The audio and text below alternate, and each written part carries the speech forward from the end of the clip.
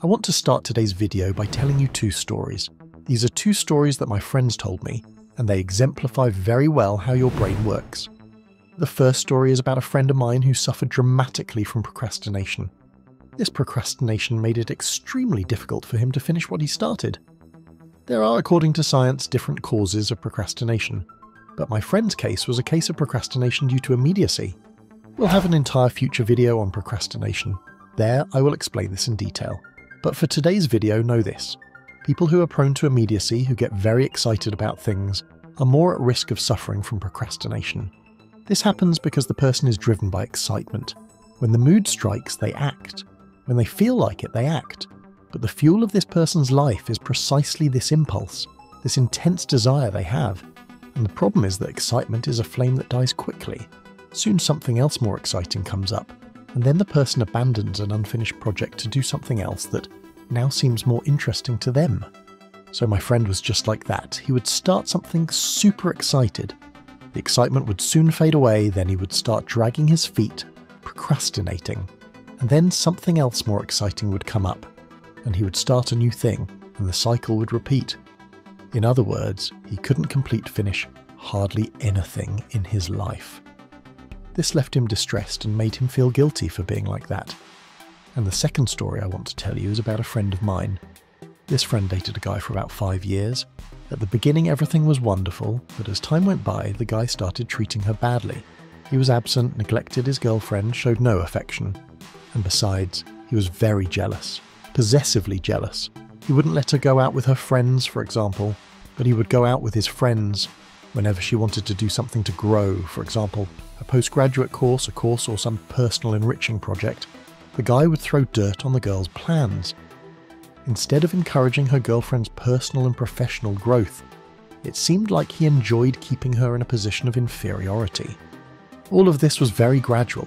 It happened little by little. But there came a point where she was sad, feeling suffocated, totally dissatisfied with the relationship and even with her life. And it was precisely then, 5 years into the relationship, that the guy broke up with her. At this point, many people think, so she got rid of this jerk, good for her to have ended this relationship. But no, when the guy broke up with her, she was devastated. She turned to me and said, I understand that rationally I should be fine, but I'm not. I miss him. I want to see him. I keep checking his social media, I want to talk to him, I dream and wake up thinking about him, kind of desperate. I chose these two stories precisely because they are quite common stories. Many people live through situations like the ones I just described, and I want to use these two stories to explain how your brain works, not only in this type of situation, but in all situations. In this video here, I explain to you that the brain is a machine for reducing uncertainties. Reducing uncertainties is the brain's main role in our lives. By consequence, I also mentioned there that the brain hates uncertainties. A great example of this is sensory conflicts, that is, conflicts between the body's senses. Let me explain this with an example. When you're aboard a boat and it's in motion, your head is also moving, but your eyes are perceiving that the boat is moving, while the horizon remains static. Thus, your eyes send signals to your brain indicating that you are moving. Inside your inner ear, there's a structure called the labyrinth, responsible for detecting movements and transmitting that information to the brain. Therefore, when you're on the boat, the labyrinth detects the movement and confirms to the brain that you are moving. For most people, this doesn't cause problems because there's coherence between the visual information and that of the labyrinth. However, when you're on a ship and find yourself below deck, unable to see the sea or the horizon, your eyes perceive everything as still. Previously, when you were on the top deck of the boat, your eyes detected the movement of the boat in relation to the fixed horizon. Now, the situation is different. Your eyes don't register any movement. While your eyes indicate to the brain that you are still, your inner labyrinth continues to detect the movement of the ship. Thus, there's a conflict between visual information, we are still, and labyrinth information, we are in motion. As your brain hates uncertainty, what happens to you at this moment? Vertigo. You start feeling unwell, nauseous, and so on. Your brain makes you sick due to this uncertainty between eyes and ears, communicating different things to the brain. The principle here is that the brain hates uncertainties, and because it hates uncertainties, it will have a series of mechanisms to reduce uncertainties. We've already talked about some of these mechanisms in the previous video, but what I really want you to understand here is that to deal with uncertainties, the brain is capable of producing artificial certainties. In the case of feeling nauseous or dizzy inside the boat, your brain, faced with that uncertainty, the uncertainty of not knowing if we're still or moving, your brain presumes a certainty. There's something wrong. We're going to get sick to resolve this. But this occurs in everything the brain does. The brain is always presuming certainties.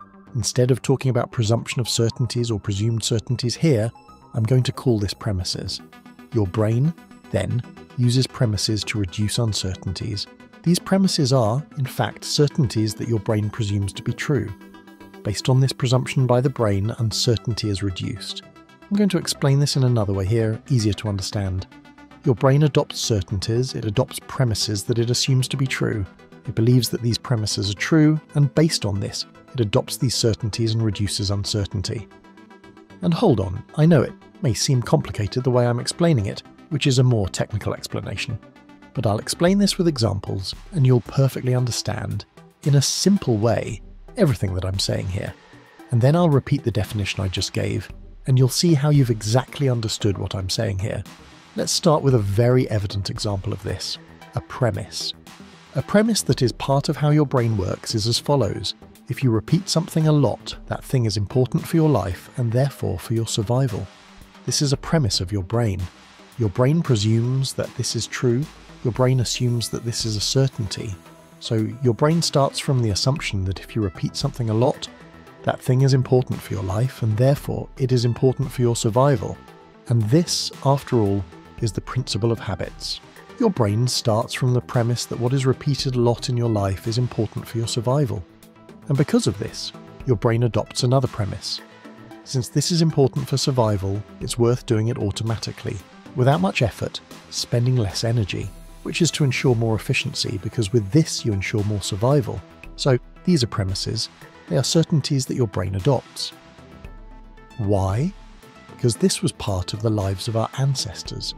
This made our ancestors survive more efficiently. Are these premises true? Are they necessarily certainties? Absolute truths? Of course not. You can have the habit of smoking, you can have the habit of being sedentary, you can have the habit of procrastinating, like in the example of my friend. All these habits are terrible for your survival.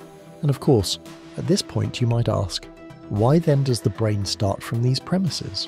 Why does the brain think that if I repeat something it is necessarily important for me?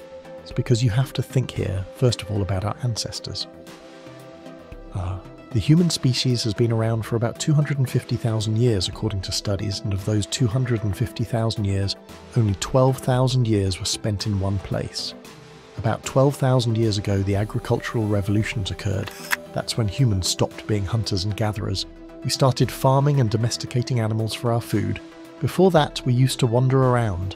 We would arrive somewhere, settle down, hunt and gather everything around us, and when those resources ran out, we would pack up our tents and go look for another place. We used to wander, we lived in nomadic societies, so to speak. This means that we had to survive in small groups. If there were too many people, it wouldn't be possible to move around so efficiently. It also means that people lived short lives, because life was very tough back then. A 40-year-old man 200,000 years ago was considered an old man, someone who lived a long life. Food was scarce. If we wanted to eat, we had to hunt or find suitable fruits and vegetables, and that required effort. We couldn't afford to be sedentary because we were constantly on the move. We were nomads, carrying everything on our backs. Imagine carrying food, children, all your belongings on your back to find a new place where there's food. So, it was only 12,000 years ago that humans learned to cultivate the land and animals. Then we were able to settle in one place. And even then, things remained difficult. For most humans, life was pain, facing nature, seasons, diseases, predators. The comfort we have today with a fridge full of food, the possibility of spending our entire lives sitting down eating calorie-laden foods, is very, very recent indeed. We have a primitive brain living in a modern world. For example, when you go to an all-you-can-eat buffet restaurant, have you noticed that when you go to these restaurants you eat much more than necessary? You eat until you feel sad, until you feel ashamed of yourself. This happens because remember, for our ancestors, food was scarce. Finding food was a very important thing, of course, precisely because food was a rare resource. So imagine this. When one of our ancestors found food, they had something to eat, but now they had to eat as much as possible, stuff themselves as much as possible because they might not find food again for days maybe.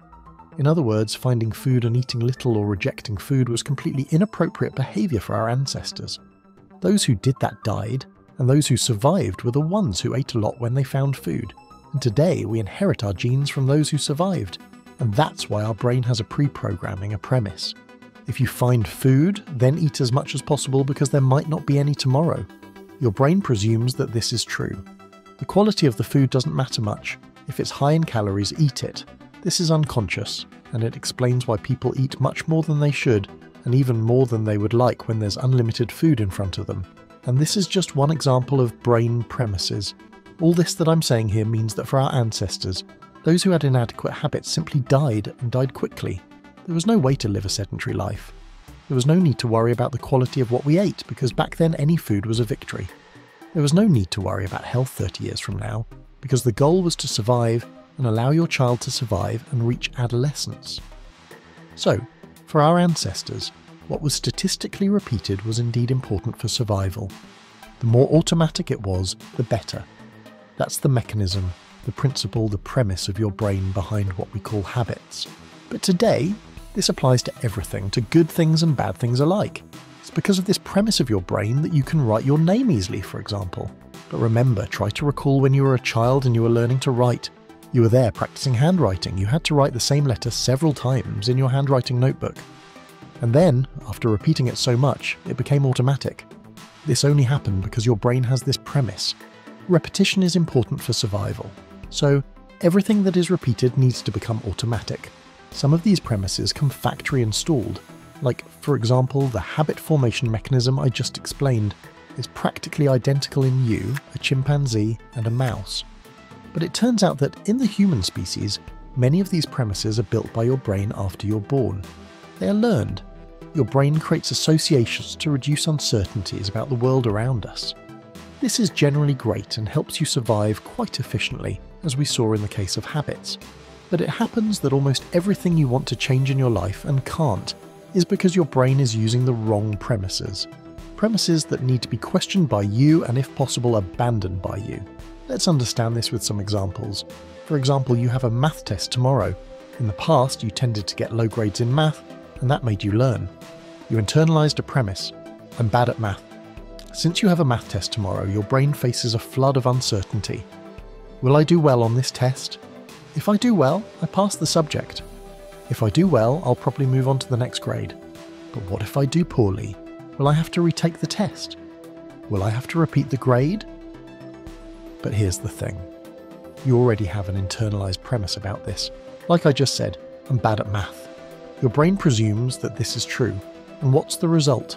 You become terribly anxious before the test. This anxiety is a fear of what will happen in your future. You know you can get a bad grade, you know you can end up in recovery, you know you can repeat the year, but of course you can also get a good grade. You can also move on to the next grade. The possibilities are diverse, some good, some bad, but many possibilities mean what? Uncertainties. Remember, that's what these brain premises are for, to reduce uncertainties. Since your brain already has a premise about this, I'm bad at math, your uncertainty is reduced. Your brain presumes the worst. It anticipates the worst. It expects the worst. And that's the root of anxiety. You assume first of all that you're bad at the subject called mathematics. And then, because of that, you assume that you will get a bad grade on the test for this subject. And because of that, you assume that this will put you in recovery. And all of this makes you assume that you will repeat the year because of it. Look at the chain of premises that pull you toward the most negative scenario, the harmful scenario. And that make you, because of it, anxious, extremely anxious. This is just one example, but it applies to everyone. For a career change you want to make, for example. For a professional project you want to bring to life. For the presentation you'll have to give professionally. For that person you have a romantic interest in, but you're afraid to confess your feelings to. Or for the lack of courage you have to end a relationship that is making you unhappy. For life's insecurities, anxieties, fears, including for much of our self-sabotage. And now, I want to give you two more examples. The same examples I used to start today's lesson. Remember my procrastinating friend? Who would get excited, start, and couldn't finish anything? His brain also operates on a premise. The premise in this case is it's worth fighting for something if I'm excited to do it. If I'm not excited, it's not worth fighting for. And that's exactly why he's a slave to excitement, and he can't finish anything. That's the premise he needs to tackle, that he needs to eliminate from his life if he really wants to change. Now, let's talk about my friend, who even though she consciously knew her ex-boyfriend was a jerk, was still suffering over him after he broke up with her. And in her case, if it hasn't become clear yet, here I want to make one thing very clear to you. Everything our brain does is based on premises to reduce our uncertainties. Everything. This includes our emotions and our feelings, our affections. Fear of something is the premise that it's threatening. Pleasure with something is the premise that it's good for us. And of course we can be afraid of things that would make our lives better. And of course we can take pleasure in things that harm us.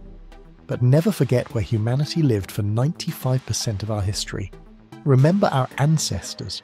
We were small nomadic tribes of hunters and gatherers on the African savannah, where we lived at most 30 to 40 years.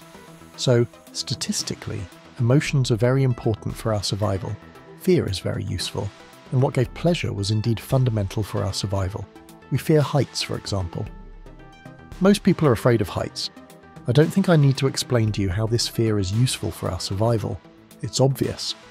Our ancestor who played around on the edge of the cliff probably lived less than the guy who didn't go near the edge because he was afraid. So we can see that we take pleasure in calorific things, for example. Most people take pleasure in highly calorific foods. That's another example. Our ancestor who lived on the African savannah needed to hunt. He needed to wander, make an effort to find edible vegetables. But we need energy and nutrients to live. If eating didn't give pleasure, do you think our ancestors would go to all that trouble to hunt and search for food? So, it's precisely because eating is so pleasurable that our ancestors chased after food. Literally, by the way. With that, they survived, and we inherited, I repeat, our genes from them. Remember, we have a primitive brain in a modern world. Fear, statistically, made our ancestors survive better. Pleasure made our ancestors survive better, and so on. So, affections, emotions, and feelings are also brain premise mechanisms.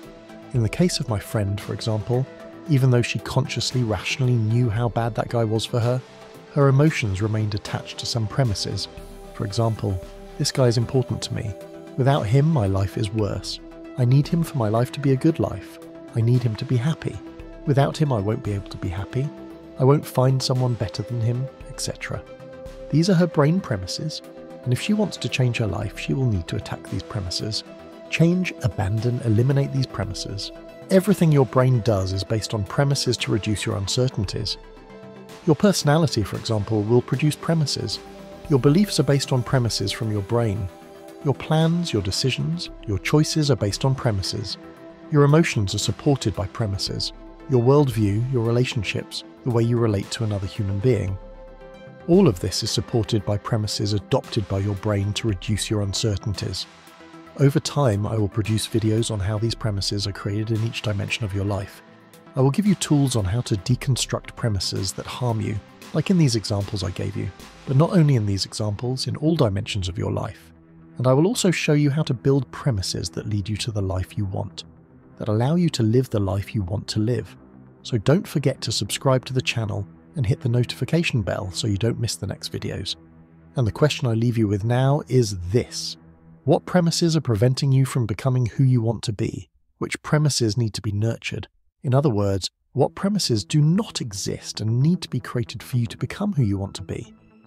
And what premises are also there bothering your life, damaging your life, that need to be eliminated for you to become the person you want to be? Because if you, for example, live with fears and anxieties, those fears are premises of your brain. What is your brain assuming for you to feel that fear? If you procrastinate, it's because that procrastination is a premise of your brain. What is the premise? Is it more or less like my friends? Or is it something different? If, for example, you have trouble maintaining consistency in the changes you want to bring into your life, this is the result of premises from your brain. What are the premises? Analyze what these premises are. If you, for example, start several things and can't finish any, what are the premises your brain is using for you to be like this? If you live in a relationship with someone who is making you unhappy but you can't end that relationship. If you are living a career that is making you unhappy, and you want to change it, but you have difficulty taking the first step, what are the premises of your brain for you to be living this? It is very interesting for you to attack these premises. And what I did with my friend was to tell him what I said here. Identify these premises and attack them. And then, curiously, this friend of mine told me once that she was sleeping on the couch and she was watching a Netflix series, and suddenly she dozed off, and when she dozed off she dreamed again about the guy who was making her suffer. And then she felt like picking up the phone and checking his social network Saturday night, alone at home, and so on. And then she remembered what I said, and what she did was to think about the premises. What's the premise? And then she said to me, I stopped to think and identify the premise of my brain. Today is Saturday night. I usually lived with him. I was with him. It was a joyful moment for me, because I really liked him, even though he didn't reciprocate my affections, so my brain assumed that I needed him to have a Saturday night like those Saturdays I used to have. In addition, my brain realised that I wanted to see him, I wanted to meet him, and as I wanted to see him, he assumed that I should enter the social networks. And what I did was look at myself and realise that these assumptions, these premises of the brain, were wrong. I attacked these premises inside my head, identified them, became aware, then I attacked these premises by going against them within me, and after that I succeeded. That day, I managed not to open the social networks to look. On the contrary, what I did was enter the social networks and block him from my social networks. By identifying the premises, I was able to block what the premises were leading me to do, and I did exactly the opposite of what I was wanting, of what my emotions were telling me to do. So here's an example of how becoming aware of the premises your brain uses can help you a lot in facing those premises that are harming you. But remember, as important as eliminating the premises that are harming you is adopting the premises that will benefit you. This, in short, is an important lesson for you to understand how your brain works. Your brain is there trying to reduce your uncertainties, and therefore, it will start from premises, it will assume certain truths. However, not always are these truths actually true. And not only that, not always do these truths presumed by your brain benefit you. Many times your brain is presuming things that are harming you. You need to become aware of this premise, identify it, fight against it, and if you want new premises, you will have to fight to adopt them. Much of what we're going to do here on this channel is that help you build premises that are suitable for who you want to become, and destroy the premises that are somehow preventing you from having the life you want to have. In the next video, I will start quite introductory, talking about personality, already giving you some important concepts about your flaws and your virtues. This will allow you to begin to understand your personality, your habits. This will help you understand even the premises that have governed your life, whether for good or for bad. So don't miss this video, I guarantee you will like it. Remembering that the content here on the channel is like a series. Yes, you can watch individual videos and understand the message, but I advise you to watch all the videos in order because one complements the other. Just go to the playlists where everything is organised by categories, modules for you to watch. So subscribe to the channel and activate the bell to not miss the next videos. If you have a family member or friend who needs the content of this video, share it with them. Learning with more people is always better and easier. Thanks for watching and see you in the next video.